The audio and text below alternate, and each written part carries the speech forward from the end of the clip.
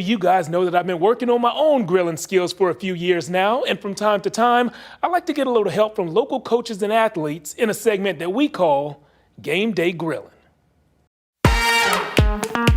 Today, a Longhorns football player will help walk us through a creative take on a barbecue staple.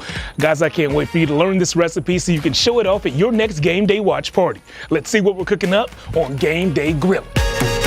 Pork ribs are a grilling classic, but just like classic movies are remade every few months, today it's time for a grilling remake. One that UT O-lineman Hayden Connor says will be a box office hit. It was like a jalapeno, brown sugar, apple kind of rib, and that was one of the first ones that I made, and it was really, really good. Really, really good is exactly what we're going for. Today we're making apple jalapeno ribs. Now I chose to go with spare over baby back. When comparing those two styles, spare ribs have more meat between the bones, whereas baby backs have more meat on top. The first thing I do is remove the silver skin membrane, then I reach for the mustard, a flavor you won't taste, but it'll make sure your other flavors stay in place. Like if you just use oil or something else, like when you go to transition it to the foil, a lot of that salt's gonna rub off on your gloves or whatever, or your tongs, whatever you use. And with the mustard, it sticks on there really well. Season with a mix of sugar, brown sugar, salt, pepper, and paprika. Then it's on the grill at 225 for 3 hours, spraying with apple juice every single hour.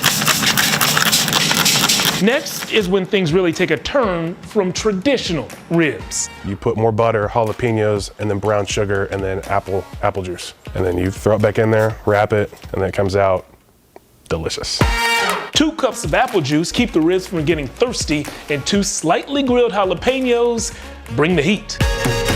After 2 hours wrapped with juice and peppers, it is back on the smoker for a final hour topped with jalapeno jelly and the leftover peppers.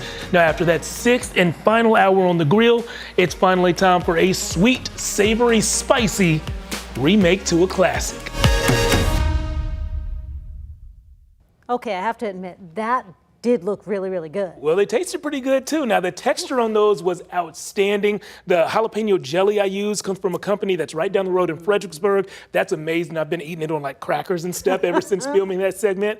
So I really enjoyed that. And as usual, if you want to check out what I'm cooking in my spare time, or if you want to share what you're cooking with me, then you can reach out to me at my Instagram at Gameday_grilling. We don't talk sports on that one. Just food. And as usual, Jeff did not bring any ribs in for us to try. Well, you guys saw I only made 1 rack, and I'm a big man. That's so true. Okay, I can forgive you for that. All right, there we go. Thanks, there we go. Jeff.